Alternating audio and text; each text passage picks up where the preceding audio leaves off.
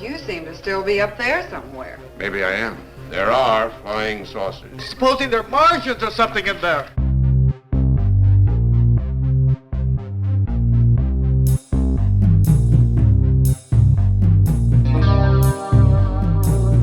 Hey guys, welcome back to another Weird Wednesday. I'm itsasherz, and this is... Tobias. Tobias, how was your weekend? Oh, it was great. Boy, I got to do some more of my super fun nerd stuff. Had some friends over. We played some Castles and Crusades, which I'm sure anybody who listens to the podcast at this point knows of my relatively obscure tabletop role-playing game preferences, of which that is very much one. And so that was super fun. And otherwise, boy, what the hell have I been doing? Mostly getting ready for this weekend, actually. Trying to get all of my ducks in a row in advance of the Frogman Festival, because I've still got some last second book stuff I have to go over for that Mothman book that Richard Estep and I wrote for Wayland, and it needs to be done by the end of this week. And so trying to finish that up and make sure that's all done so I don't have to worry about it, because I don't want to have to worry about it, especially when I'm out of town, while also making sure I get everything else done and make sure I have everything I need for the festival and all this stuff. It's kept me busy. I'm sure you understand. So it's a lot of work, isn't it? Getting ready for a festival. Whew.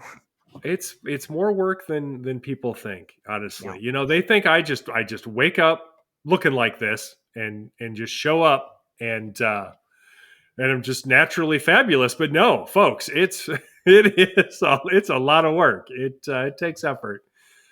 And the other part, of course, I don't live in Loveland, Ohio, so there's always a lot of travel for me.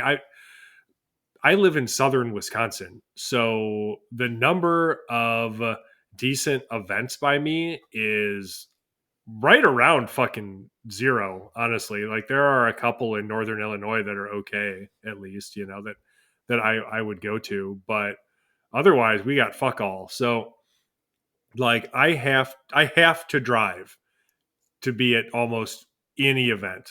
Certainly the events that I attend, I always have to drive, and it's always 5+ hours, which I'm not complaining. It just is what it is, but it adds an extra layer of difficulty to the festival attendance.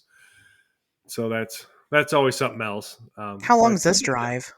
Oh boy, for me, 7.5. And the thing is, the thing is, driving there, because I'm going to change time zones, I will lose an hour, but I'll get it back when I drive home, which is my preference, actually. If I have to change time zones, I would rather lose an hour on the way there and get it back on the way home than the opposite. So does that mean there's that. Does that mean it takes you 8 hours then, technically? It doesn't, right? No, it's the same amount of time. It's just by the time I get there, let's say I leave here at noon and I didn't stop for anything at all. Instead of it being 7:30 in Ohio when I get there, it would be 8:30. But I still only drove 7.5 hours. I drove the same amount of time. I hear that, but do you hear it? This is why I say time isn't real. Fuck time. Right. it's real right, dumb, basically. It's real dumb, yeah. Because as humans, we have gained the ability to travel so fucking fast, so unnaturally fast now, that it causes problems when it comes to our relative position with the fucking sun. So now we have to have time zones, and we have to keep track of it, and it's just a whole fucking thing. Really, if we were just walking everywhere or riding a horse or something, this would never fucking matter. This would never come up. It wouldn't matter. It would just take days for me to get anywhere anyway.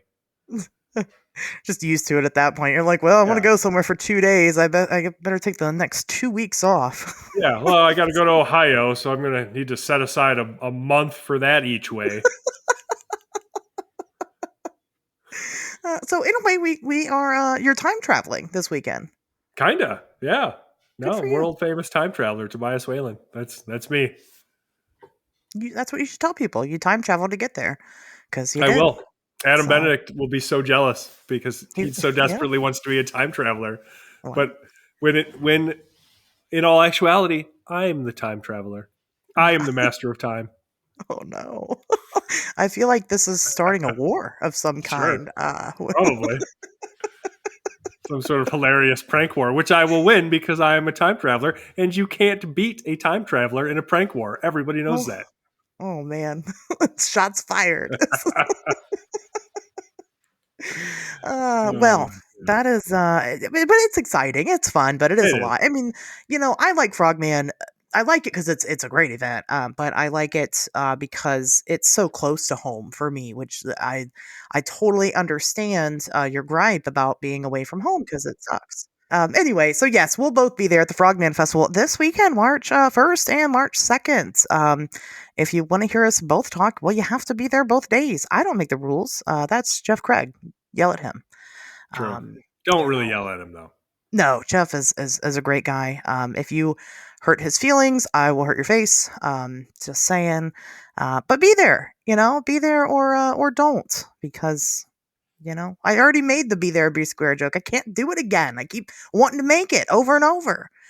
I guess don't fuck with a classic, right? Be there or be square. That's it. That's right. That's it. I already said if I don't see you at Frogman Festival, you're not invited to my birthday party. So, Fate worse than death. we all have to make choices here, folks. And if that's your choice, that's certainly your choice. But I'll have made mine. Anyway, you want to be there. My book will be there. Injured Cold, Searching for the Man from Lanulos. I'll be there talking about Injured Cold. Probably after this weekend, I won't want to talk about Injured Cold for a really long time. So get it while the getting's good. There you go. Well, you heard it here first. Yeah, I had a decent weekend. I got to go hang out with my mom for a little bit, which is kind of That's nice nice. because I haven't seen her, and so I got to go to her house and her new house, and sit there and talk about house stuff. I mean, it was very normal. It was very normal. So, that was okay. And then I started want to watch a movie, and I had a hard time picking one this weekend. I don't know. I've been in a weird movie rut lately. Just nothing sounds interesting, but I don't really want to watch the same shit over and over again. Mhm. And that's just kind of probably in my brain. I'm probably really burnt out, but I get it. I did rewatch a movie. It's called Dead Man's Shoes. Man, check that shit out. That movie is so fucking good. Check it out. Full disclosure, it is a rape and revenge movie. But it's so good. I'm not going to say if you like that kind of thing. It's weird to say that you like rape and revenge movies, but I mean, I guess it is what it is. I mean, you like them or you don't. I don't know. Okay. Not for the rape part, but for the revenge part, Right. But it's one of those. So don't watch it if you don't know what you're getting yourself into in that regard. But if you've never watched one of them before, that's a really good. That's a good one to start with. It is in a different language. I can't remember. I want to say French. Maybe it's not French. But yeah, it's like I said, it's a good one to kind of get into that topic without it being too severe for a lot of people. So, and that was my weekend. Okay. Very good. I'm glad you got to watch your rape revenge movie. Thank you. Me too. It sounds weird to say it was enjoyable, but what can you do? No, I get it. I mean, I watch a ton of most of what I watch is trashy fantasy, horror, and science fiction. Nobody has to justify their fucking taste to me. Fair enough. Fair enough. I guess maybe I'm trying to justify it for everybody else. Who cares? Who cares what they think? Yeah, you're right. I like movies that make you think, right? And that's rape and revenge, I guess. It's just so satisfying. I mean, just I'm not gonna go on and on about rape and revenge, but we all get why it's satisfying, right? I mean, there's rape and then there's revenge, and that's cool. Right. So Yeah, if it was just one or the other, it wouldn't be nearly as entertaining. Exactly. So there's that. I really don't. Man, I really don't have a news. I keep doing that. Oh, All you right. got some news. Oh, I Good. sure do. I Okay. sure do. This is about a witness who reported a sighting of an owl man in Rolling Meadows, Illinois. So this is another one of those reports. This one came into Lon Strickler over at Phantoms and Monsters, and it was as a direct result of the airing of The Mothman Revisited on Unsolved Mysteries. So this witness chose to reach out to Lon. Who knows why people decide to do anything? It's totally cool, obviously, but like some of them will reach out to me, some of them reach out to Lon. I don't know. But this one reached out to Lon, which is great. And she wanted to talk about an experience she had back in June of 2022. So this witness and her husband were driving down Kirchhoff Road in Rolling Meadows, Illinois, heading home towards Plum Grove Road. It was a little after midnight when they had left their in-laws' house to head home. So that's about the time of this sighting. Now, the trip is fairly short. It's only about a mile, and they've taken it thousands of times, she said. As they approached this road, they noticed a very large winged creature had landed on the road on the opposite side. It was dark, but they could see the massive wings that they estimated to be larger than an SUV. So the wings were spread out, and they slowed down and eventually even stopped the car. So she turned on the car's brights and tried to kind of shift the car more in the thing's direction to see what it was. And although they couldn't see the face, they did see the legs that she said looked almost human-like. And again, these enormous wings. But she was sure it was no bird, at least no normal bird, because it was just too big. And when she shot her lights on it, she said it shot up so fast into the tall trees and disappeared. And she described this as being strange, how quickly everything happened and how it was able to fly back up into the trees. And so, like, they went to look further, like, turned the car around to see if they could find it and go back to see where they saw the creature. They didn't catch another glimpse of it, but they did go on to describe it a little further after talking about like that initial experience. So she said it was an owl man. That's a direct quote. That was about 4 to 5 feet tall, with wings taller than its body, which is strange. I think we can all agree, right? Like that's bizarre. It would be difficult, I think, to try to classify that immediately as any known animal. Maybe a misidentified owl, but that would be quite a discrepancy in size. Anyway, I talked to Lon about this personally, because we generally communicate about these things, because of course we do. And what he told me is, like, he added that the witness said that she would call him. She hadn't as of the time that I spoke to him, but they had communicated enough via email that he felt like she had provided him with enough to make a full report. And so that's why this didn't end up being like a reports from the void or something. It was because Lon he's had significant contact with this witness. And so I was generally satisfied by that. Now, this is interesting, not just because of what this person is describing, but also because of where it took place, right? So less than 10 miles away from Rolling Meadows is Hoffman Estates. And the witness in this case actually mentioned specifically that when she had went online to try to find other incidents sort of similar, she had seen something about this case. But back in October of 2019, a woman and her husband had reported an unknown flying human owl perched in a tree near their apartment there. Now, those witnesses, both Lon and I spoke to directly. I was able to interview them over the phone, and we did speak. So very interesting stuff. Of course, I don't need to tell you guys, there have been a ton of sightings. of weird winged creatures in this area, all along northern Illinois, southern Wisconsin, all around Lake Michigan, the Great Lakes region in general. There's just a shit ton, of them. But people would be surprised, I think, to learn how often the word owl pops up.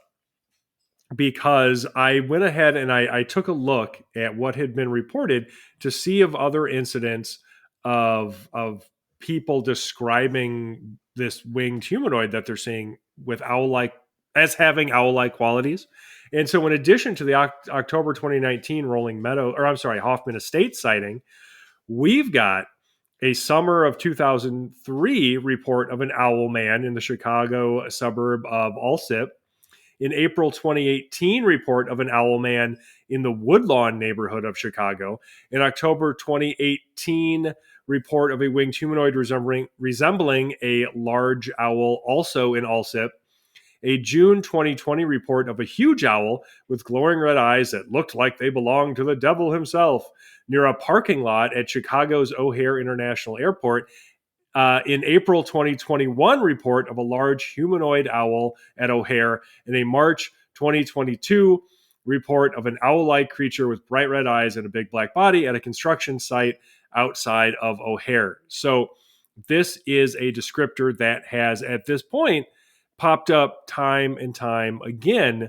within the larger like Lake Michigan or Midwestern Mothman sightings. So I don't know, interesting stuff.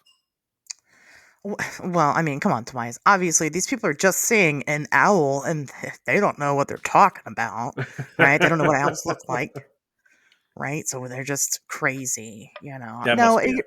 you're right. You're right. I'm not gonna get on that train, but then of course also the owl motif, it fits some of the original Point Pleasant. I'm not gonna, fuck that. The original Ohio River Valley sightings. I don't want to call them Point Pleasant sightings. Sorry, but No, some did that's take fair. place there. And of course the 1976 Cornish Owl Man from across the pond. So there are definitely reports of these, which may or may not have its own issues, but we're not here to break that one apart today. But it's definitely a theme that we see over and over again with these, winged humanoids. It's a description that we constantly see. It seems to be the difference of the presence of a neck or not, right? That seems to be the main indicator. That's why it's owl-like. It doesn't have a neck usually. Yeah. Because most of the time they don't tend to see great detail. So they're not actually describing an owl, tit for tat. That's not exactly an owl. But it's usually just that weird. It was just a head, with no discernible neck, with wings and muscular legs normally.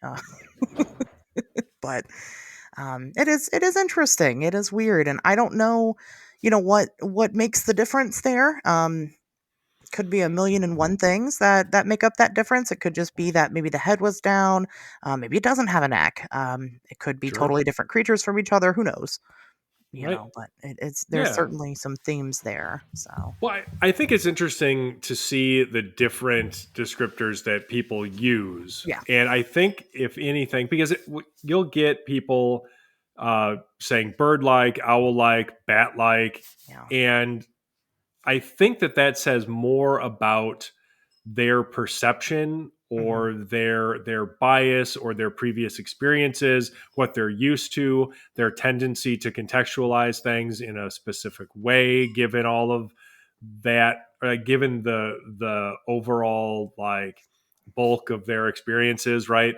Than it does about what they're actually seeing. I think if you ask 10 people who saw the same thing to describe it, you would get 10 different descriptions, and some of them would say owl-like, some would say bird-like, some would say bat-like, and they're all talking about the same damn thing.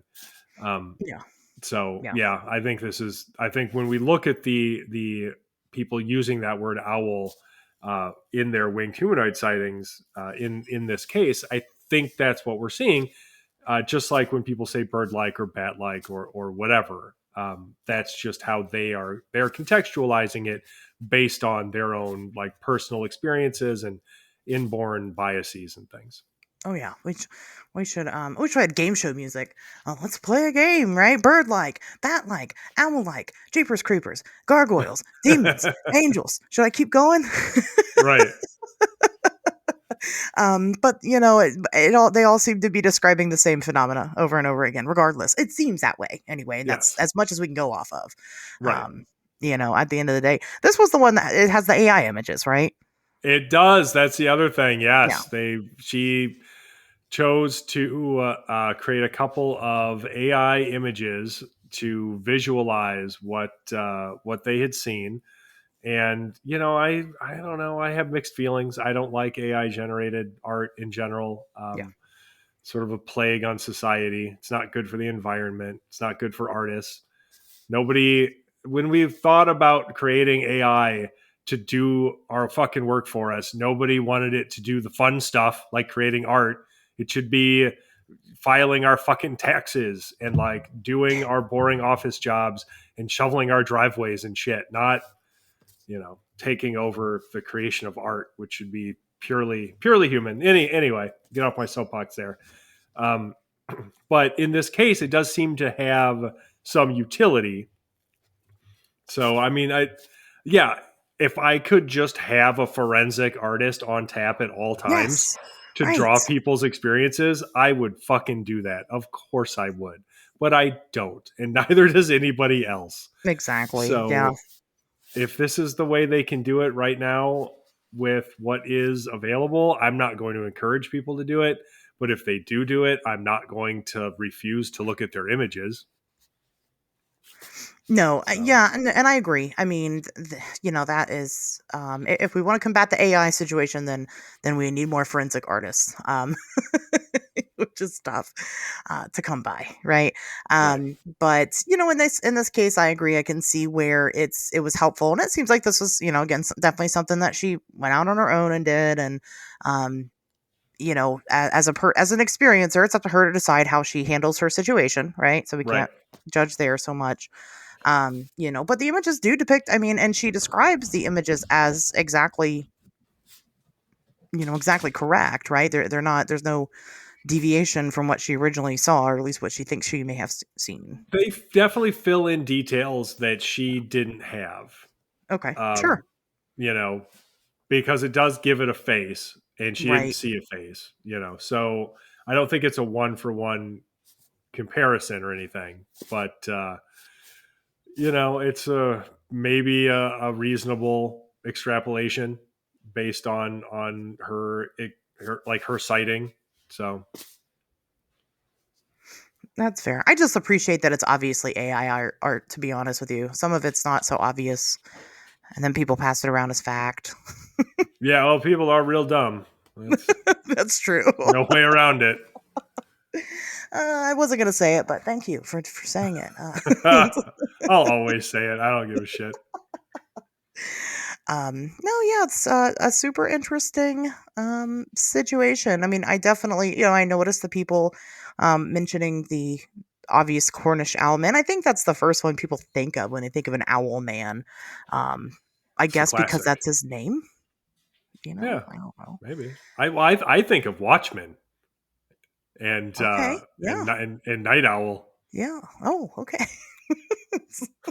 That's okay too. I know. I don't know why. Maybe just because he's one of the few owl themed superheroes. But It might be more realistic than the Cornish owl man. Oh, maybe. I'm not gonna shit all over that case. I just can't. Other people have seen it, but the original report is questionable. But other Sure. people have seen it, allegedly. Yeah, I mean, we should talk about it on the show. Yeah, definitely. It'll get its Some own piece one day. But very nice. That's some very good newsin'. Classic newsin'. That is some classic newsin'. I'll tell you what. I had to get a good one in this week because we're off next week. You know what? And that's what I was just gonna get into. So yeah, we won't be here next week because we'll be fucking tired. So what are you gonna do? You gonna not listen? Okay, don't listen next week. I dare you. I mean, Yeah. Can't listen to what doesn't exist. That's an don't interesting listen. like philosophical question though. Can you listen to something that doesn't exist? Ponder that next Yeah, week when you're yeah, missing on Wednesdays we talk weird. yeah. Ponder it, and you will be missing it. I know. I know. There's a big old hole in your heart. You hate that. I get it. Especially because next week, it's my day is next Wednesday. Did you know that? What? It's my day. No. It's Is Ash it? Wednesday. Ha ha. Literally, the holiday about Say me.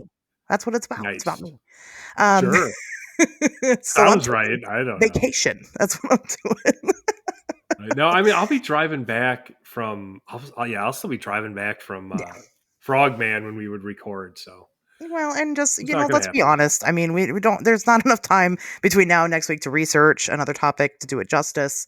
Right. I'm sure we could talk about Frogman or we could talk about Mothman for days on end.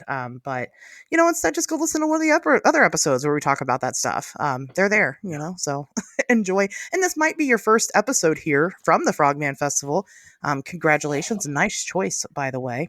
Yeah, you Um, did it. You made a good decision. You did. You made a good decision this week, and if you are new here, then that means you'll have now the following week to catch up on everything. So do that. Very true. So anyway, I know I won't be able to ask you how your weekend was. You'll know. You'll already know. So yeah, people are going to miss us next week, but if they're lucky, they'll be at Frogman and they'll see us there. They'll know how our weekends went. They So will. that's the only way you'll get to know next week. I'm not telling you the week after. We're not doing weekends on the next episode we come back. Sorry. We're not covering that weekend. No, we can't. That's true. Yeah, we'll talk about the next weekend, but not Right. not Frogman. It's a secret. Got to be Yeah, you there got to be tonight. there. Got to do So it. very exciting stuff. Well, it's a great episode to start in on. Let me tell you what, man. We are talking about some of the most vile, perverted creatures in history. And by creatures, I mean people. Well, there's probably more vile and perverted out there. But I thought this would be a great episode to just kind of do a little grab bag of some of history's most famous perverts. Okay. Famous perverts. I did Such. this episode Uh, because I wanted to talk about a very specific person, but also because I kind of wanted to talk about Springheeled Jack again. I've done an episode of it previously, but I've never done an episode about him with you, Tobias. So okay. I think it'll be fun to kind of get your take on this guy, and we'll go from there. Which is an interesting character. We're not going to get into him quite yet. I have another one I want to cover first, but um, he's often like revered as like a cryptid, which is weird because he's not that. Everything's a cryptid It's so at this strange. point. He's a Yeah. cryptid, and it's like that's not how. I enjoy it because it makes other nerds mad. And that is something that I generally enjoy because people take some of this shit way too fucking seriously. And so if somebody on the internet is just like, wow, you can just feel them pushing their glasses up as they furrow their brow and they go, well, technically a cryptid has to be an undiscovered animal because blah, blah, blah. And it's like, dude, I don't fucking care. Guess what? My favorite cryptid is ghosts now. Okay? I'm going to fucking start calling ghosts cryptids and aliens and fucking mole men and every fucking thing. It's all cryptids if it gets you all worked up. I just think that shit's hilarious. I don't know. I'm the person on there that's like, well, actually, Springheeled Jack isn't a cryptid because a cryptid is an animal. The whole thing. That's me. Sure. I'm that guy. I'm the party pooper. I'm the wet blanket. I'm the blanket Right. wetter. Okay, that's The blanket wetter? Oh boy. I'm the blanket wetter. That's me. Either way, for some reason, it has made its history into, these high strangeness topics, even though it's not that. But, it is kind of a part of a different type of thing. Folklore, right? There's a kind of folkloric characters. I wish they had a name. Like, why don't these people have a category? You know what I mean? Like, there's not a name for this, is there? Just besides folklore, urban legends. I mean, what do you call them? Are you talking about the specific category of being that you would put like a whipping Tom or a Springheeled Jack in? Right, Um, like just like mysterious humans from history. phantoms, basically. I'm trying to remember. Oh boy, they would have been categorized by somebody. I guarantee somebody like Lauren Coleman at some point has categorized Springheeled Jack as fucking something. Something, yeah. And some sort of like phantom, something like a phantom stranger. Although I know that's a DC Comics character. Something similar to that, like a phantom attacker or a coster or something. Because it is a whole thing, if you think about like It Springheeled is. Jack and well, we already mentioned what's his face, Whipping Tom or Whipping whatever, Tom, yeah. and like the Mad Gasser of Mattoon, for Mhm. instance. Although a lot of these, and we'll get into this, they have pretty prosaic explanations that, if not completely proven, are pretty fucking likely. And those tend to, and is going to come as a shock for all you listeners at home, because I know, boy, this just isn't something we see much of in this field, but they tend to be swept under the rug by people who would prefer things remain a mystery. Weird. Weird. I know. It's What? Would people really do that? never heard of that before. Uh, Yeah, this shit like this is what makes this show. Let me tell you, I love doing genuine research on topics where I think that there is actually something to it, some mystery. Not that there's not some mystery in some of these; some of them are unsolved. oh, there Um, is. but like this is just weird. It's just a weird topic, and that's fun, right? So it doesn't. It it already doesn't feel like work because I get to sit here and talk to my good friend Tobias and shoot the shit about fun topics. But this especially doesn't feel like work, so I love that. Right. But anyway, without further ado, let's get into some of these people, right? Let's go into details about them. And this is the guy. This is whose fault it is for this episode. We're gonna move on to Whipping Tom because he is the earliest example. So listen, I saw this guy. I saw this little like snippet in like a form of like a meme on social media at some point, and it was like, oh, there was this guy, and he went around whipping people, and when he did, he would yell out "Spanko" and and then fuck off into the night, basically. And I was like, what does that? What does that mean?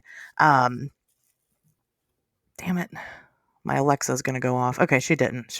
I think she thought Spanko was her name, and Spanko is not your name-o. It's not even close. It's not even close, but she thought so. She got God. excited. She heard somebody yell Exactly. Spanko, and, it got her hackles up. And she's like, oh, really? Oh, Whipping Tom, you back? Spanko. And I just thought, when I read this, I thought, there's no fucking way, right? There's no fucking way that's real. That's ridiculous. And it turns out it fucking probably is real. It probably is a thing.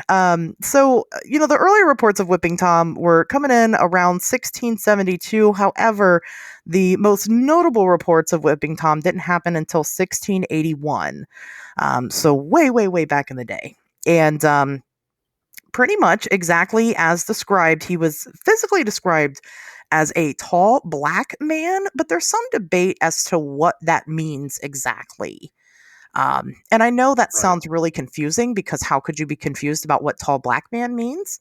But It was a different time. Yeah, in 1681, it was definitely different. So, I mean, it could have been that he was a black guy, but probably not. It could have meant that he was the devil. It could have meant that he was just wearing all black. We don't really know. Yes. Could have been wearing dark clothes. Yeah, who knows? One of those things. But pretty much, I mean, he would spank women. Most of the time, it was prostitutes and things like that. But primarily, he was spanking women, and so he would, surprise these women, jump scare these women, and bend them over his knee. And most of the time, he would use his bare hand. But sometimes he would actually use a rod to spank them. And I mean, he would spank these women like hardcore. Like, this isn't, if it wasn't so ridiculous, it'd be funny. But also, if he like fucked them up. It wasn't cute. He actually No. really hurt people. But if you go back, because can go and read the original documents that talk about Please do. these activities. Now, first of all, Whipping Tom is like the nickname for somebody who does this, right? So when you go and you look about like when you go and you look up Whipping Tom, you'll find stories of 3 specific guys, and they're all different guys. And I don't even think any of them are named Tom. Some of them, actually, no. Some of them might be. At least one of them is. I think the guy from 1712, because there's 3. There's the 1672 that you mentioned. There's 1681, and then there's 1712. And the 1712 guy for sure was named Thomas Wallace. Anyway, so Whipping Tom became a thing. It's a thing you call people who just accost women and whip them. But in the 1681? Yes, in that specific incident, they described it as such. Okay, so what they wrote was, he has thought it expedient to exercise his tyranny over the backsides of the cleanly tight city lasses. I swear to God, this is what they wrote in 1681 to describe what the fuck he was doing. Oh, God. And for some weeks past has lurked about in alleys and courts. Let's see, in Fleet Street, a bunch of places in London, doesn't matter, and other places. And at unawares seizes upon such as he can conveniently light on, and turning them up as nimble as an eel, makes their butt and makes their butt ends cry spanko. Yeah, I'm like, the reason that was so difficult to read is because I'm reading it from like off of the Internet Archive, from the actual original manuscript. Yeah, it's wild. Of the report of this. So like all of the S's look like L's, like it's all weird. But no, like this is literally what they wrote about it in 1681 when it happened. So he's out there just molesting women, and they're like, oh yes, he loves to take his rod and with it lightly spanko the buttocks of the tight comely lasses. Ooh. So was he okay? And I had to read it too because I had to understand, and I still don't think I understand. And maybe it's because I don't live in 1681. But so is it that he is yelling spanko, or he made their butts yell out spanko? It says it's important. Their butt ends cry spanko. Exactly. So I don't know. I don't know which is worse and which is better. I think that people read that and were like, there's no way. It has to be their butt and cries spanko. But that's not what it says. It says their butt ends cry spanko. That's what it says. So he hit that butt so hard that the butt's like, oh, spanko! Yeah, and he's just silently whipping away. I don't know. Like I said, I don't know which is funnier. I like them both. But again, it is very tragic and sad and horrible. Some people kind of say that maybe he wasn't necessarily whipping the women, but maybe he was actually raping them. Yes, that is a real possibility in some of these cases. Yeah, for sure. Yeah, but it gets a little more interesting.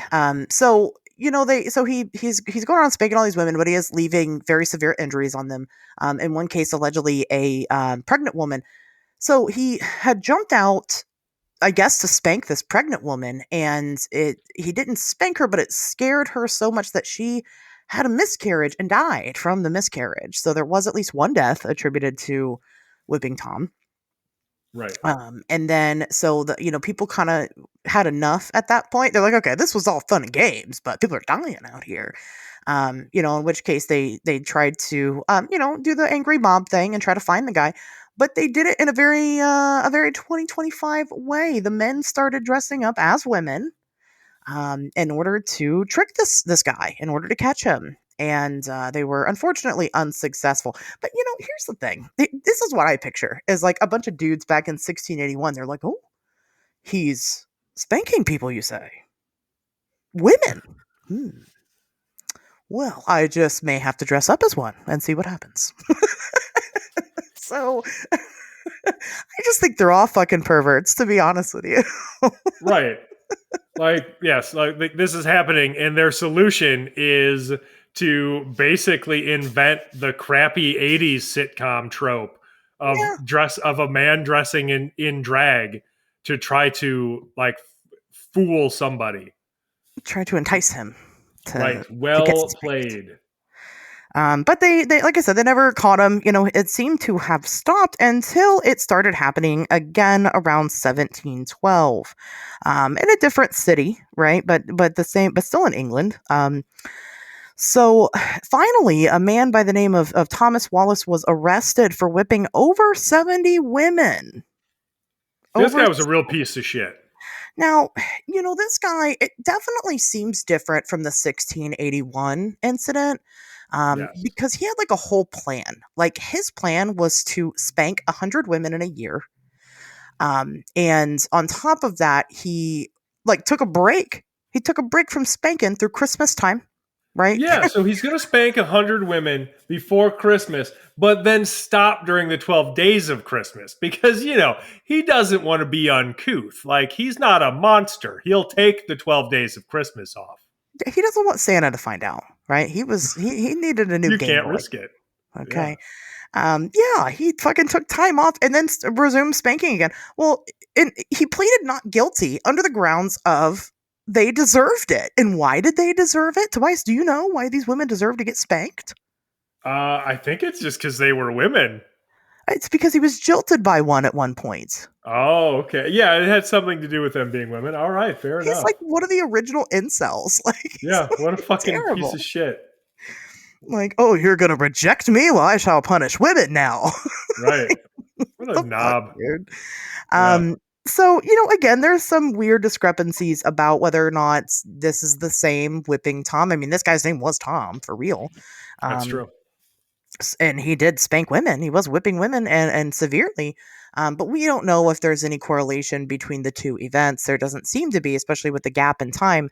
Almost certainly not. Yeah. Why this was happening. Well, whipping Tom was kind of reported in other weird ways that didn't quite fit the same motif. It was just kind of almost any strange thing that happened. Oh, it's whipping Tom. And we'll see that, later on talking about other cases where it's just an easy thing to blame. We see that a lot in this field, actually, in general. Oh, yeah. No, you start, hell, we just did Chupacabras not that long ago, and it's one of the best examples, I think. Once a story starts spreading around within a community and it begins to travel, then the next thing you know, like, yeah, every weird fucking thing that happens, that's what it is, look at this weird impression in the ground. Well, depending on when and where you live, it could be fairies, it could be fucking Springheeled Jack, it could be UFOs, who knows? Could be the fucking devil. It all depends on your personal beliefs. Yeah, and that's just kind of, so I'm just going off of, since we're going to cover a couple different people today, I'm just going off of the main heavy hitters, right? So don't come at me and be like, well, you didn't mention that time, that whipping Tom, blah, blah, blah, blah, blah. Like, you know what? I'm going to be whipping Tom if anybody pulls that shit. You want to see some whipping? Yeah, I'm going to whip you until your butt screams Spanko. How about that? Yeah. I don't know how long it's going to take, but we'll find out. Yeah, I've never seen that happen before. That would be an interesting experiment. I think my arm would get tired first. Well, you have to call someone else in. Like, you have to tag team. Switch hands, yeah. Just like there's just a line of people behind me waiting to tag in. And 36 hours later, finally, Spanko, you're like, oh my god, that is real. Holy shit. Okay, do it again so I can record it. I gotta go do this to everybody in town. Right. Maybe that's why I did it. I don't know. We'll never know. This is a long time ago, and he doesn't seem to be around anymore. Whatever he was or is or what. I don't think that there's women have been through enough. Whipping Tom doesn't need to be. He never needed to be around, but he sure as fuck doesn't need to be around now. Yeah. Good God. Right. At the end of the day, what do we have here? Clearly, we have a pervert. That's what it is. Yeah, that's what it some is. kind of Well, and it's a series of perverts that have just all fallen under this title, of whipping Tom, which is just what you call a pervert who runs around accosting women and spanking them. That's just a nickname for somebody like that. Yeah, it's just the fucking creep. So yeah, and we'll see that some more. On to I guess let's get on to the next creep. Probably the one we'll spend the most time on today because, like I said, I want to hear your thoughts on him, Tobias. Springheeled Jack. Good old Springheeled Jack. Oh, gosh, what a weird one. But not really, but maybe, right? We'll get into it. Yeah. So Springheeled Jack, I mean, I'm sure if you listen to the show regularly, you probably have some idea about who he is. But the base of it, somewhere between roughly 1837 and 1904, throughout England, people were accosted and terrorized by this Springheeled Jack character. He did not give himself that name, although there are reports of him referring to himself as Springheeled Jack. Well, referring to Springheeled Jack. This was something that was, given to him by the general media.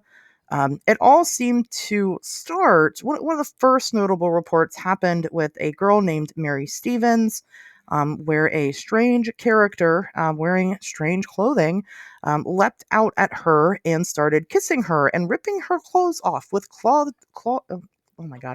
hands before he leapt away into the night. Following that incident was not just Mary Stevens, but also some carriage crashes. This guy, he would jump out in front of passing carriages. There was one instance where he caused one to crash, and the driver of the carriage was very badly injured. And then he was seen leaping over a 9-foot wall in one jump. So the ripping the clothes off with clawed hands. That seems very human. Making carriages crash, that seems very human. The leaping over the 9-foot wall is where this story kind of seems to take a turn into the weird, right? Right. Because we can't do that as humans. You can't do it. I can't. Well, you can't either. They made a whole movie about it. It's called White Men Can't Jump. You've not. Wow. Do you think anybody else is going to get that reference? They probably will. I don't know. You're probably canceled. I'm probably canceled.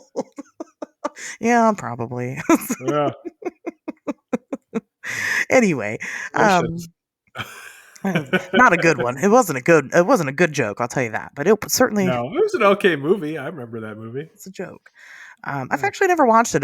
They always showed it on TV, and I recognize the title. If you don't like basketball or Woody Harrelson, then don't bother. Fair. That's fair. Anyway, so that part kind of takes the story into a different form of weird, but then the weirdness continues to ramp up. So people keep having encounters with this weird character all across different parts of England, different areas. But it got especially strange when there was an encounter with a woman named Jane Alsop. Alsop? I'd say Alsop. I think Alsop. Alsop. OP, yeah. So one night, she had a man knock on her door who she assumed was a police officer. And he was all excited. Oh, we've caught Springheeled Jack. We needed to go get a light to help us do whatever we're doing with lights at night. And she's like, yeah. She runs into the house. She goes and grabs a light. She comes back out. And, I love this part. I'm going to read to you word for word, the description. She says here. So at that point when she came back, she noticed he was wearing this cloak. And he rips the cloak off and, quote, presented a most hideous and frightful appearance. He was, quote, vomiting blue and white flame and had flaming red eyes. Red balls of fire. Yeah. What is this? What is happening? Is that the hideous? Because at first he rips the cloak off and like reading into it, she's like, "Oh, it's so hideous," and he's just like Right. flashing or whatever. But no, he's like puking up weird. I mean, flames. Do you think that's a correct description? I guess. I mean, what? He's breathing I mean, fire. I wasn't there, but What you yeah, I mean? mean that's what she said. Blue and white flame. I mean, you can get blue and white flame. It's not an unnatural color for fire to be. Especially, well, for instance, if you've got a gas stove, it's pretty easy if you want to see a blue flame to just go turn on your gas stove and put it at the right temperature and you'll see it. Now, what's interesting to me actually is this was 19th century London, and they very much would have had gas then. That's what they would have used for like lighting and things, right? Or Oh, okay. at least many people did at that point. So her just like if you were going to make this up or add details to it, that blue flame wouldn't be completely out of the ordinary. I think that it wouldn't be a stretch to assume that she would be familiar with that based just on the use of gas, of flammable gas that they used in that era. So I don't know. It's something that she would be familiar with. And if you were trying to invent a monster or something, maybe you would say, oh, like he breathes flammable fucking gas, just like, I use to light my house or whatever. I don't know. Well, I guess I'm more thinking of it in terms of not so not necessarily that she has made this up, but whoever this character is, a Springheeled Jack character, I like to think of him as like a weird perverted inventor. Okay. So he's got some device and that makes it appear. So okay, let's think about this. She describes him as vomiting this stuff. I don't know if she's just using that description because she couldn't think of anything else. Because it was coming out of his mouth and she was being descriptive. Yeah. Right, it's coming out of his mouth. Like that's what that means. So it's not necessarily that he's hunched over and he's breathing down, because she also mentions being able to see his eyes, which were Yeah. flaming red. So that wouldn't be too far off. Like if the guy has some sort of apparatus that is creating a flame that makes it look like it's coming from his mouth, and she's too freaked out to really know what the hell is going on, to really get a good look of what she's looking at exactly, then the reflection of the flame, hitting his eyes could definitely make his eyes look red. Sure. I mean, yeah, maybe this was some like steampunk inventor in Yeah. the 19th century who had created a device, some sort of fucking gas powered device that vomited flames and was wearing really heavily tinted goggles that reflected the light. And so they looked all red and scary, I guess. I mean, I think the obvious alternative is that this was a concocted story. She made that shit up. Yeah, probably. Well, the thing about it is, though, is that there's this, and then there's another report. And now this Jane Alsop report, it gets a lot of attention, but it's kind of the least credible one, I think, because it's just the word of this. Well, I guess as far as I know, it's the word of this one witness, but she was reportedly rescued by one of her sisters. So I suppose there were multiple witnesses. Now, that's my issue with the other report too, is if you look at the report itself, it does seem incredible, but then there are also people there that intervene. Yeah. Other than the initial witness who are willing to corroborate this testimony. Yeah. So then suddenly the idea that Jane is just making it up. Well, if her sisters was there and if her sisters were there and one of them, was able to help get her away from this figure, then that makes it, or at least she testified to that, then that does make it less likely that she's just making it up, Yeah. because every time you add a person to an encounter like this, the idea that it is a concocted story, like the possibility of that decreases, like for each additional person. So I don't know. Yeah, I didn't remember off the top of my head that Jane had multiple witnesses, but I guess she does. I know definitely that the other most famous account of this from Lucy Scales involved multiple witnesses. And so that always seemed to have an extra air of credibility to me. And it But was a similar encounter to Jane's. it was. And it happened just after. Like literally days after. Like just over a week. Jane's was February 19th, 1838, and Lucy's encounter was February 28th, 1838. Yeah, and Lucy's was very similar, but he didn't come to her house. As far as I know, in the Jane story, that was like the only time that Springheeled Jack had like spoken to somebody. It doesn't seem like in the other reports he talked to anybody. He didn't yell out Spanko or anything. He just he should have. He should have. He should have had a catchphrase. But in Jane's encounter, he came to her house, and Lucy's, she was like walking down the street with her sister or something. She was with somebody, and he shows up, and he is like the same. I don't know if he disrobed from his cloak or not. I can't remember. She got a better look at like his clothes and things like that, and wanted a better detail about that. But she also described him as breathing fire, basically. Well, in Lucy's case, so she's walking in front of her sister. They're on their way home, and this guy jumps out of nowhere. He's wearing a large cloak, but he spits a quantity of blue flame into her face. So then she can't see after that, which would be terrifying. Right. And she just like falls down at that point. So it's interesting that they're so close together. They're describing the same thing. And the way Lucy's sighting goes down makes me wonder if this isn't actually somebody who is spitting blue flame out of their mouth. Because if you've ever been to a carnival and seen like the freak show and the performers there, there's usually somebody spitting fire.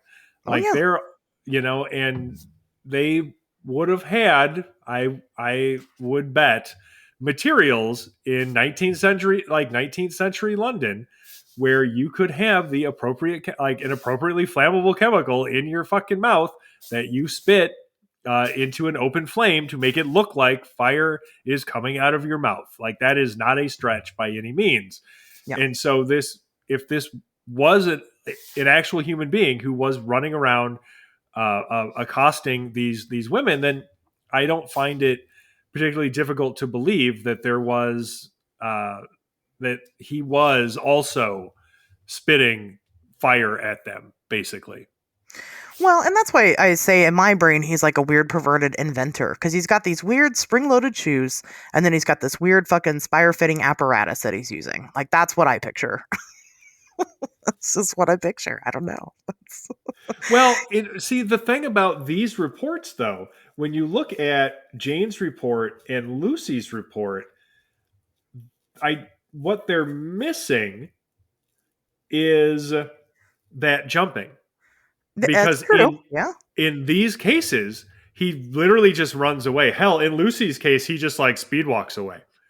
And nobody sees him jump. I think the jumping was an embellishment that came about from other people basically inventing stories surrounding this character. I don't think anybody, like any real person, necessarily ever saw him jump. Like maybe he did scale a 9-foot wall, but they're like, well, he just jumped right over that wall, and disappeared. I don't know. Well, I mean, or not even that. Like somebody was out there, some freak was out there, like scaring women for fun, or scaring people in general for fun, but specifically women in several instances. And it so captured the public's imagination that people started making up stories about it. And we see that shit all the fucking time. Yeah, very true. Anytime that there is a flap of interesting anomalous sightings, guaranteed the hoaxers are going to come out of the woodwork and they're going to start making up their own stories about it. And I think that really helped contribute to the legend and really the more legendary aspects of Springheeled Jack. I agree with that. Admittedly, I've never gone through and read every Springheeled Jack report, and I'm not going to. Why would I? Do you know what I mean? I get it if that's your jam, right? Maybe Springheeled Jack is your topic and you're great at it. Maybe we'll have you on, right? If you're just so fucking awesome at Springheeled Jack stuff. But I don't see. There's no benefit for me to do it. I can't go there and investigate. There's nothing to investigate. It's not happening now. Frankly, it's just kind of having the knowledge of it. So, I mean, I can't sweep over all these reports from the fucking 19th century and decide if I think they're worthy or not for me to say they're valid. I don't know. Sure. But I think that's certainly a good speculation, is that maybe there was some embellishment going on here. But I don't see any supernatural qualities about Springheeled Jack. And, I think that the most famous supernatural quality comes from, he was like shot at by military or something at one point, allegedly. And like, he didn't care. It didn't affect him. Yeah. That was like a weird story. And it's like, but that doesn't really fit, because even though like the Lucy story, even though it does have differences from the, who was that? Mary Stevens from earlier. I think he did start ripping her clothes off with like weird metal claw hands. And that seems like the metal claw hands seems to be another thing to it. So is Freddy Krueger? I mean, that could be a lot of stuff. That could be honestly just a misidentification, and he had a small knife or two, and everything happened so fast and they were scared. And so they just misinterpreted it as metal claw hands. Or, maybe he did have some razor contraption, like rigged up to gloves or something. Because he's a perverted inventor. Yeah, well, maybe. Yeah. I mean, it wouldn't be impossible for somebody to make something like that, especially when we get into some of the sort of skeptical explanations for Springheeled Jack.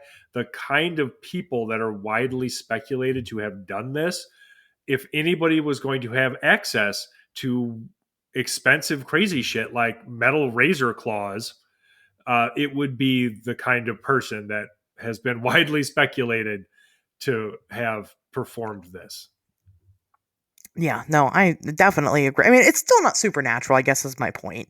No matter what, it's not supernatural. Right. As strange as it is, there's still nothing supernatural there. Like I said, the only thing that's really attributed to anything supernatural when it comes to Springheeled Jack is that weird military story. And so what was that? That was there was a garrison, the Aldershot garrison. That's what it was. So, and this is again one of those. It's a story, but it's not, as far as I am aware, a particularly credible one. Because again, what you have to remember is the era in which this happened. Nobody gave a shit about telling you the truth in media. Like, it wasn't a thing, right? And people, newspapers loved to embellish stories. They would publish it that was just straight up fabricated. And that was just a fact of life, And so there's the Aldershot garrison where, as the story goes, there was a sentry on duty who saw a figure advancing towards him out of the darkness, and the soldier on watch was like, "Who goes there?" And the figure ignored him because Springheeled Jack don't give a fuck, and he just kept advancing. And this is actually the best part. So this sentry, right? Like he's standing guard. It's dark out, and he sees this figure coming up on him, and he's just like, "Who goes there?" And the figure ignores him. Next thing he knows, the figure's right next to him, and he's like, "Slappity slap slap," just like slaps his face several times. Yes. So the guy fucking shoots at him, which I guess, of course, you can't just sit there and let another grown man slap you, like you gotta respond with an appropriate amount of violence. Like, you can't let that shit go. Like, what the fuck, man? So yeah, he goes ahead, he shoots at him, but it has no visible effect. Now and this is how you know with this story in particular, there are several different versions of this story. And in one of them, it goes down, like I said. But in another one, it said that like he's firing like blanks, or that he missed or fired warning shots. And so like that, it just, the whole thing, and this is what I was talking about before, the whole thing just has the air of urban legend, of people telling stories because something else became popular. And so like there may be a kernel of truth to Springheeled Jack. Like, something very well could have happened to those women. Like, somebody did fucking molest them, and that's important, that's noteworthy. And because of the strangeness and then the ensuing popularity of those accounts, people just started making shit up, and I think that's what this Aldershot garrison is. I think that's it. That's the phenomenon that it represents, is how anytime anything cool happens, fucking assholes got to jump on board and just make shit up. It's inevitable. Yeah, I mean, just to the point to where any minor inconvenience happens with somebody on the street. Oh, it's Springheeled Jack, Somebody fucking bumped your shoulder. Oh, it must have been Springheeled Jack, You see a weird animal in your yard, and you're like, oh, shit, Springheeled Jack. Oh, fuck, I hope he doesn't slap my face. And then that's just kind of how these things continue to become bigger than, not necessarily that, molesting women isn't a big deal, but they become bigger than what they are. And they start becoming supernatural. Well, it also distracts from the actual important phenomenon here, Right. which is women being jumped and molested in the fucking street. Like, that's a big deal, or at least it should be. Or some asshole jumping out a fucking carriage is filled with people and, injuring them because you're an asshole. And this was taken seriously, at least as far as I could tell, by authorities at the time, although nobody was ever actually convicted of anything. There was one guy who was questioned, but because I believe it was Lucy said that he was this would have been Jane. Regardless, because she had insisted that he had blue fire coming out of his mouth, they let the guy go, because he was like, well, I can't spit blue fire. You gotta just let me go. But it couldn't have been me. And she's like, yeah, it's not him. Well, I mean, and so the police, they just let him go. And it probably was fucking him. He probably did do it because all the other evidence pointed to him. Well, and just like, kind of another character that's in the same vein, but a lot more well-known and a lot more severe, is another Jack that I'm sure we've all heard about, Jack the Ripper. I'm not familiar with that. You never heard of that guy? Like oh man, it's a crazy story. And before you do it, don't jump on my inbox to tell me that he's been identified. That's not necessarily true. There's all kinds of issues with the DNA in that shawl in particular. We don't even know that it belonged to Jack the Ripper, so just stop. And it's not H.H. Holmes either. We know that because we did a deep dive on H.H. Holmes. Go listen to that episode while we don't have an episode next week. Right? So, we know that because H.H. Holmes was a fucking pussy. Exactly. Nailed it. Only killed like 3 people. Didn't even have a murder castle. Super lame. It sucks. But Jack the Ripper is definitely kind of in this, and definitely around the same kind of time period that all these are taking place. And what we kind of know from Jack the Ripper, and I'm not gonna deep dive into it. I'll be honest with you. I'm not super interested in the guy. He's clearly dead now. It's terrible that he killed all those women, but whatever. It is what it is. Um, but most of the reason he did not get caught because he was some super cool criminal mastermind. He did not get caught because we didn't have forensics then. I mean, policing has come a long way. A long way. I mean, really, that's it. At the end of the day, I mean, that's the reality of it, is that, we didn't have what we do now. And so back then they just weren't very good at their jobs. And a lot of weird shit like this, obviously, happened, especially in England, because they just weren't good at investigating stuff. Or they could have caught Whipping Tom easier, or Springheeled Jack, or Jack the Ripper, or whoever. If you didn't catch them in the act and there were no witnesses, then chances are they were never going to get caught. Right. That's the reality of the situation in like pre-20th century crime. And you're right. That's what it is. So you'd have these, and you might have people that they're suspicious of, but at the end of the day, if they're just kind of minding their business and they're contributing to the community and they seem like an all right, decent guy, that's enough for them. Because then they're like, hey, did you kill those women? And he's like, no, I didn't prove it. And they're like, well, we can't. So, Yeah, you're right. Well, and that's the thing. When it comes to prosaic explanations for Springheeled Jack, obviously one of the most popular skeptical ones is that it's all fabricated. I don't believe that about specifically those young women's experiences. I don't think they're just making it up. I think agree. something did happen to them. So the other most popular prosaic explanation, of course, is that there were just some dipshit noble kids, like some dipshit highborn,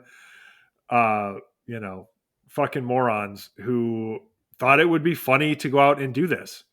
And I have no problem believing that, obviously, because we still see that kind of shit today. Like when you look at the kind of dumb shit antics that wealth privileged kids get up to in our own country, in 2025, it should not surprise you at all that in a time when the wealthy and powerful had even more privilege than they do now, if you can believe that they would think that they could just do whatever the fuck they want.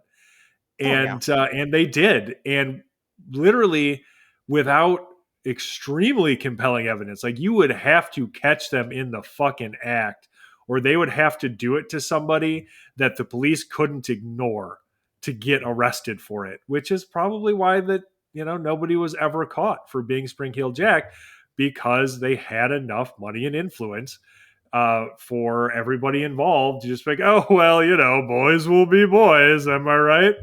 And that was just it. That was the end of it. Yeah, pretty much. I don't know, again, how he became a cryptid, but here we are, I guess. He's too bad. He's a cryptid, and so am I. I'm a cryptid now. We're all cryptids, all of us. Right.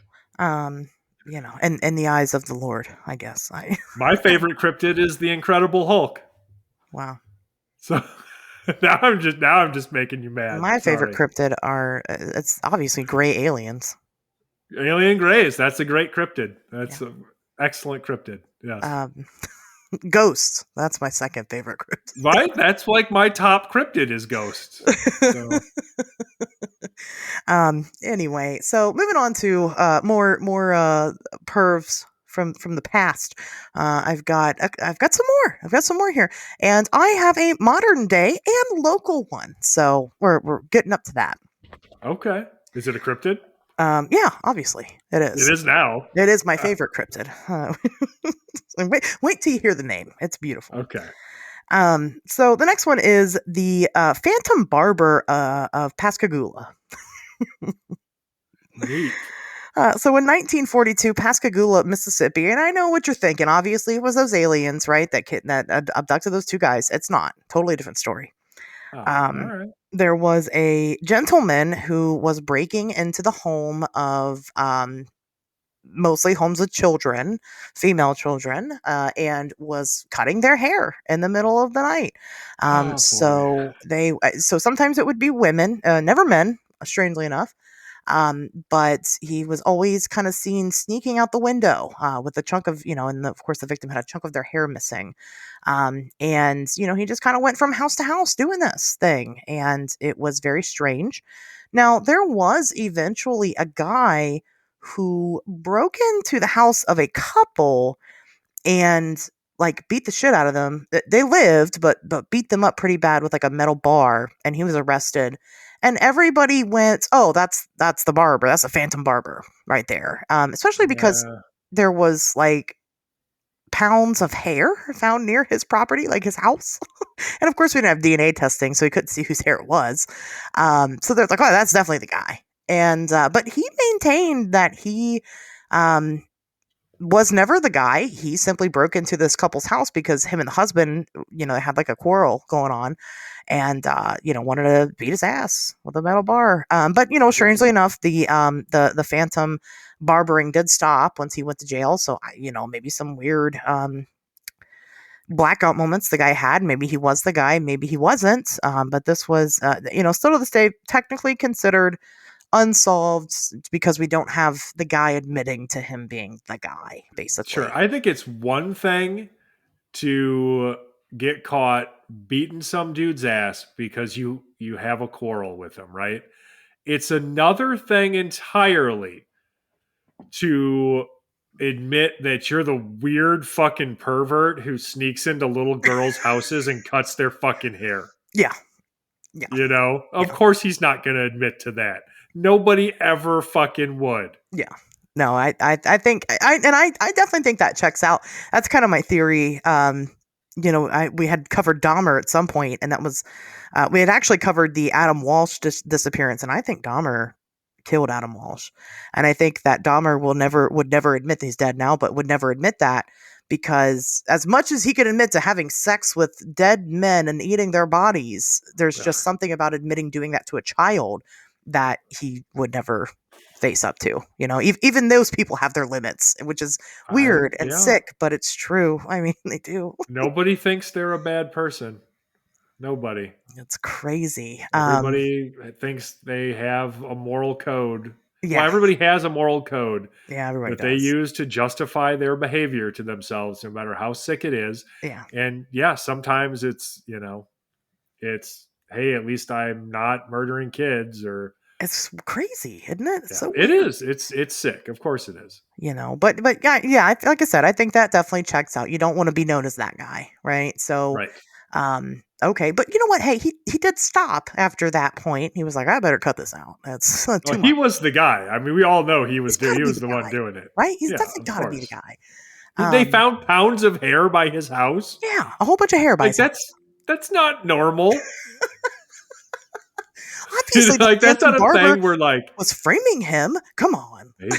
Oh, that's probably it. The Phantom Barber was also a time traveler who knew he was going to beat up his best friend.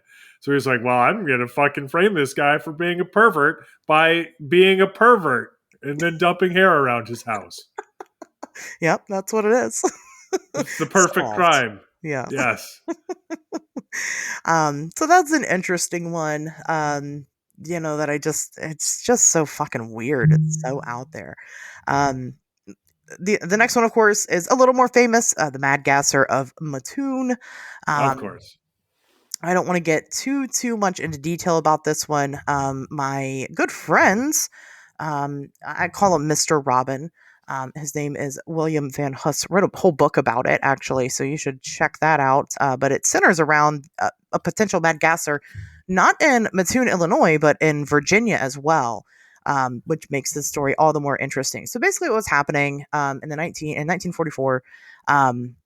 In Mattoon, Illinois, there were people that were having these strange kind of attacks, and it seemed to be systematic, and it seemed to be all crunched into the same week.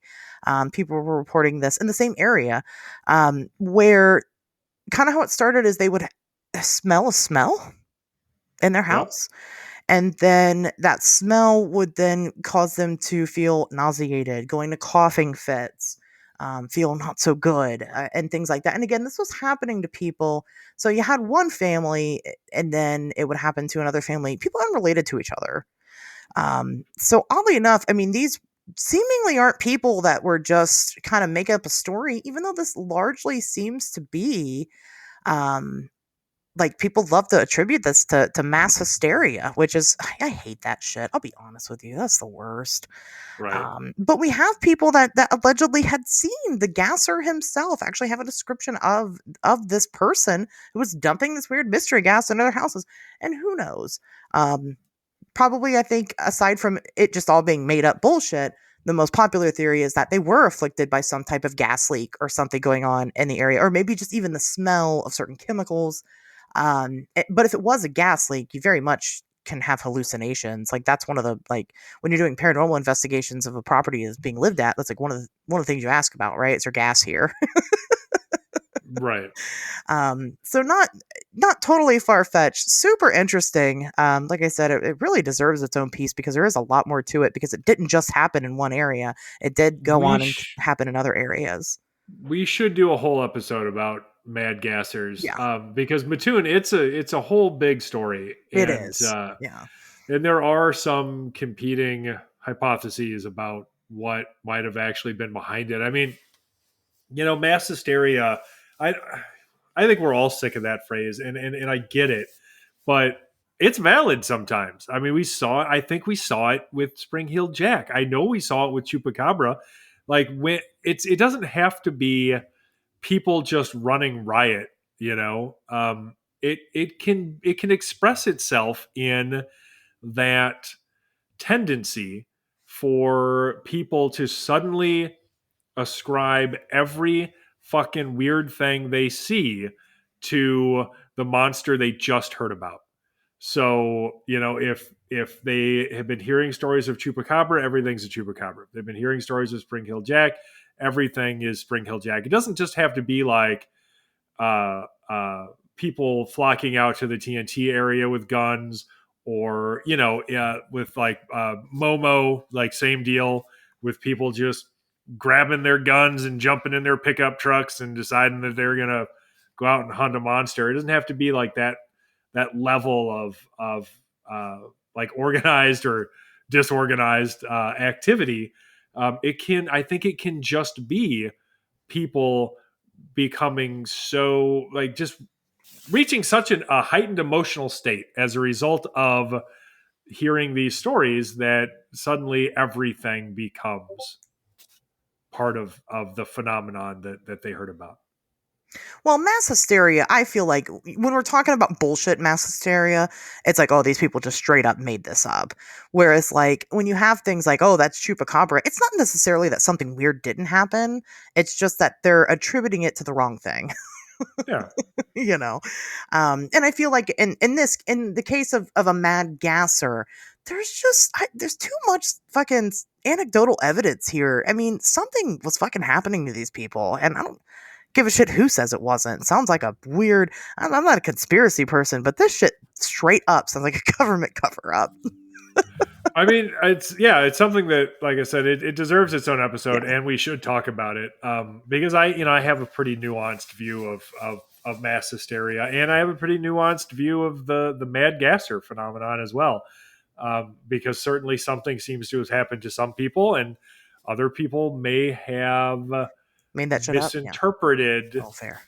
like phenomena within their environment as being representative of something that it was not. So Yeah, that's another one. And like I said with the Springheeled Jack, and if we had a person, we have a person for the Mad Gasser situation. Maybe we'll get him on, that's true. and we'll all sit and schmooze about it. So that is interesting. And then I only have one more, which is my modern day, my modern day creep, my modern day weirdo. It's the white T-shirt flasher. White? I've never heard of this one. White T-shirt flasher, huh? The white T-shirt flasher. So in my neck of the woods, Dayton, Ohio, around 2012, the summer of 2012, tons of reports were coming in of a male, overweight male going around and masturbating in front of everybody. But he had kind of a calling card. He always wore the same outfit, right? He was wearing a black pair of shorts, basketball shorts, and a white t-shirt that he would famously pull up over his head so that you could not see him. Clearly, this is some kind of kink thing. And man, this went on. I mean, this was, this was like a whole thing locally. And, the white t-shirt flasher strikes again. Oh, white t-shirt flasher seen by this person, chased off by this person. I mean, it was going on for like a month. And police couldn't catch the guy. Every time somebody came across him, they would try to confront him. People were trying to take photos of him, to get some type of evidence, maybe something that identifies him. And he would flee the scene every single time. And he was never caught. He was never caught. Went around flashing people. Some say that white t-shirt flasher is still today dong in the wind somewhere out there in Ohio. T-shirt. Yeah, white t-shirt.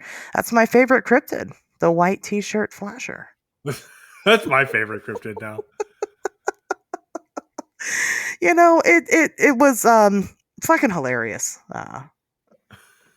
For the time that we did it, but that we went on with that. But people were out like riding around in mobs, like trying to find the white t-shirt flasher, and nobody could. It was super interesting that he always wore the same outfit. But you know what? Could have just been a homeless guy. Could have been a mentally ill guy. All he had to do was change his outfit, and he disappears. How are you ever going to find that guy?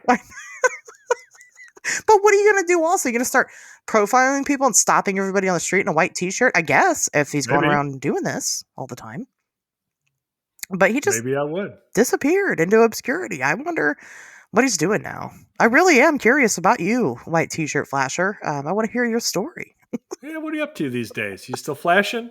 Right. Did you just grow out of that? It was cool for a minute and then it wasn't. I don't decided to try it. That wasn't your thing. I mean, are you still in the Dayton area? Maybe you moved. Maybe somewhere else, and there's some other random Ohio city with a white t-shirt flasher, and we just don't know about it, Because, again, there's a lot of these people, and, the thing is that when I mention my white t-shirt flasher locally, there's going to be a lot of you that's like, hey, we had a guy like that.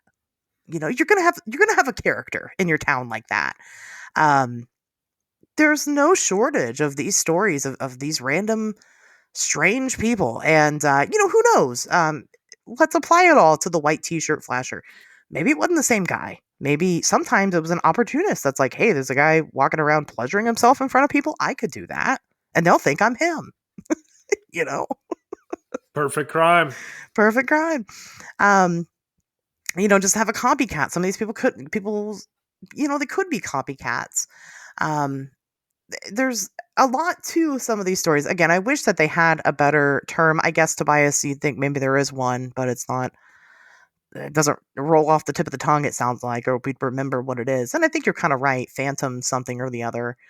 Phantom attackers. I do remember, like, Phantom attackers is what, like, Lauren Coleman and I forget who else used to describe these specific cases. But a lot of times when people use that particular phrase, they're doing it because they want to gloss over the answers, frankly, that may exist for a lot of these phenomena. I agree with that. Because they want Springheeled Jack to be a cryptid or a fucking alien or whatever, or the devil. When really, probably it was just some dipshit from a family of fucking aristocrats in England somewhere who had enough money and privilege to do whatever the fuck he wanted, and so he did. Yeah, and that's it. It's not any more interesting than that, unfortunately. Well, and I mean, it doesn't have to be a cryptid to be interesting and be weird. Like you can only enjoy learning about this stuff if you like cryptids. I mean, and it is a cryptid. Like, that's so fucking gatekeepy. Sure. I get it. It's just that, we all know that, look, it's like how every single house that a paranormal team has gone into on television since like 2004, they've all been haunted somehow. Like every single one is fucking haunted. It's because nobody wants to watch the episodes where they debunk the fucking mystery. They want it to be supernatural. They want it to be something that speaks to a reality larger and more interesting and more fantastical than the one in which we seem to live. And so while you and I think, and probably plenty of other people would still find it interesting, even if it is just some noble douchebag out there flaunting his fucking privilege in front of all of these fucking poor women. There are plenty of people specifically in this fucking field who wouldn't.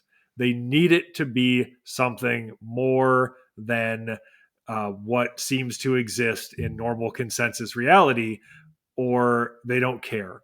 And their audience isn't going to buy their books, and it isn't True. People aren't going to want to watch their fucking documentary about it if it's just some guy. So I guess so. I mean, I know it's not popular, but I think the truth is really interesting. I hear you. But I guess that's what makes me weird. Right. In this community of weirdos, I fucking feel that. I feel that so hard, actually, because people generally don't want to hear it. Yeah. There are plenty of people who do, and I'm sure the ones that do are the ones listening to this show, because by now I'm sure you've figured out that if what you want is a bunch of fake stories and shit, you're not going to get that here. There are other podcasts that I can recommend to you privately, because boy, am I not interested in a flame war. But yeah, you're not going to get that here. Yeah. I mean, and the reports I mean, I say it all the time. It's interesting in and of itself. The reports of like Springheeled Jack with blood and fire, like that's super interesting, because that does seem to hold some water, right? So there's potentially something there. Is it supernatural? Probably not. But that's still interesting. Again, I get it. You're right. We're just not them. I understand what you're saying. Right. And that's what makes us different, I guess. Right. That's why people come here. Right. But, it's just, that's annoying to me. But it's okay. I still had fun talking about these things. Oh, yeah. Even if there's some prosaic, perverted human behind it and it's not necessarily supernatural, except for potentially whatever the fuck's going on with the mad gasser, but we'll get to that eventually. And kind of speculate on what could have happened there. But I do have a confession though, and I think now's the right time to share it. I was the white t-shirt flasher. Really? Did you wear like a prosthetic penis? I did, and I just jerked it off in front of everybody that I could, and I thought it'd be fun. I thought it'd be funny. Nobody laughed. Some people did, Right. But I couldn't decide, right? What's funnier, a fake small penis or a fake extra huge penis? So you got to get one like the alien penis guy, like that size. Oh yeah, I have to wield it with both hands. I should have. Yeah, yep. Definitely. They sell them because that guy had one and it was fake. Very true. Very true. No, it wasn't me. I wish. I'm not that cool. Like, I don't do cool things like fucking molest people. Well, I'll tell you what we do around here is enthusiastic consent. Absolutely. So, yes. No, fuck flashers. Like, no, it's not a victimless crime. It's not. No, it's really not. It's not cool, don't man. Just keep it in your pants. I'm sorry you're such a loser that nobody wants to see it. But that's on you, and you don't just get to fucking inflict it on the whole world as a result, know? No, that's terrible. Yeah, don't do that. I would be so fucking mad. I would be so angry. I would probably rip it right off their body. I don't know what I would do. I've just never. That's fine. That's fine. Do what you got to do in that situation. I support you 100%. Fucking unleashed my inner chimp. Yeah, I mean that's the only time when somebody should get chimp attacked like that, I guess. Yeah. So. Well, one of the few times. There are other instances. There might be. Point is, like, ladies, if somebody is whipping their dick out around you, when without your consent, at that point, do whatever you want. Like it's justified. You want a chimp attack? I support it. Go all out. Anyway, Tobias, do you have any final thoughts about any of these characters we talked about today? Oh boy. Not I think the specific characters. If there's one thing that I really wish people would take away from this episode, it's that when we're examining these kinds of stories and the narratives that people have built around them, it's okay to have multiple explanations for different parts of these phenomena, right? So I guess I will get specific. Using Springheeled Jack as an example, it doesn't have to be all or nothing. It doesn't have to all be a guy or none of it is. Some of it can be a guy, some of it can be mass hysteria, and some of it can be embellished stories and straight up hoaxes. So we have to be willing to allow that level of discernment and that level of nuance if we care even a little about the truth when it comes to this kind of stuff. If you don't care about the truth, then yeah, whatever, just go read a bunch of fiction and enjoy yourself.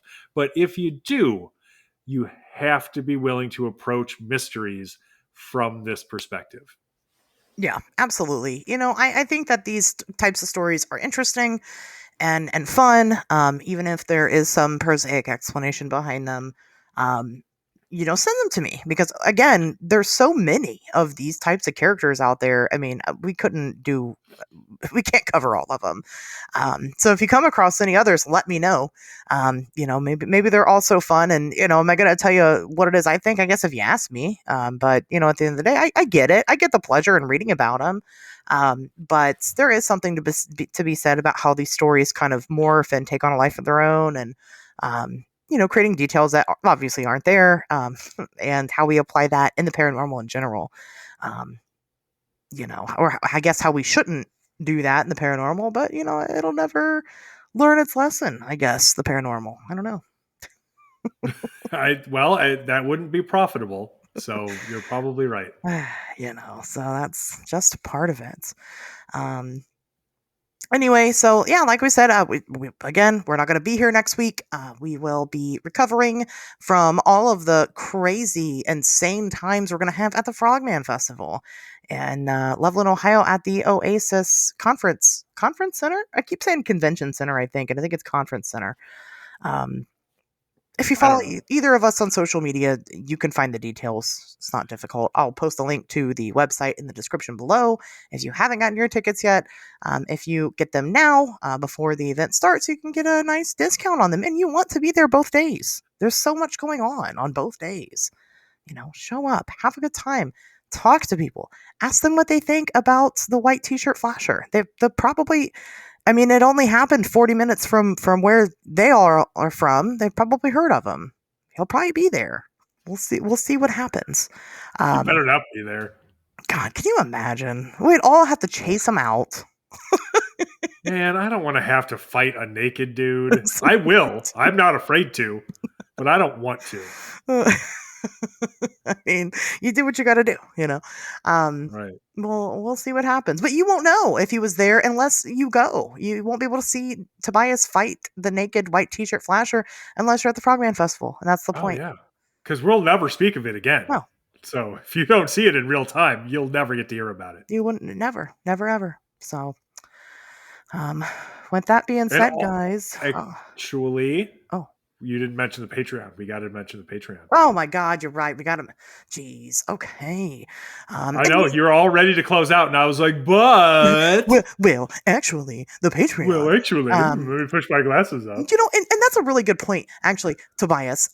If it does happen, we'll fucking post it on the Patreon. But that's the only place that you could get real-time footage of Tobias Wayland fighting the white t-shirt flasher at the Frogman Festival. Patreon.com. Pay for it. Exactly. Patreon.com/Wednesdays Talk. If anything like that happens, that's the only resource where you will be able to get it. Period. Nowhere else. And if you leak that shit on the internet, I'm coming for you. Yeah, then you're going to have to fight me naked. If your friends want to see it, they got to go subscribe too. There's no excuse. It's doable, right? Come in at the $3 level. You got $3. I know you got $3. You can come in at the $3 level. We'll share the footage of Tobias fighting the white t-shirt flasher, and everybody wins. So It's win-win. Well, okay, I feel like I lose a little bit there, but otherwise, win-win. I mean, the white t-shirt flasher loses. Well, he's going to lose the most because I will beat his ass, but I'll lose a little bit because I had to fight a naked dude. Yeah, that'd be pretty unfortunate. Right. But we'll buy you drinks afterwards. It'll be all right.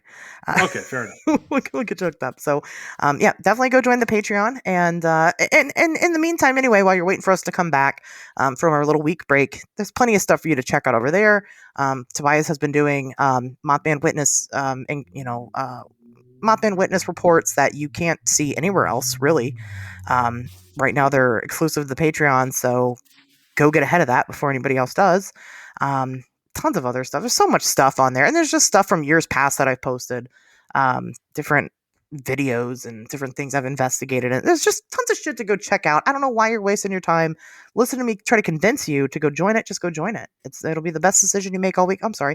The second best decision you make all week after listening to this episode. So there's that. Well said. All right. Well, I'm going to close it out for real this time. I won't see you guys back here next Wednesday, but I will see you the Wednesday after that.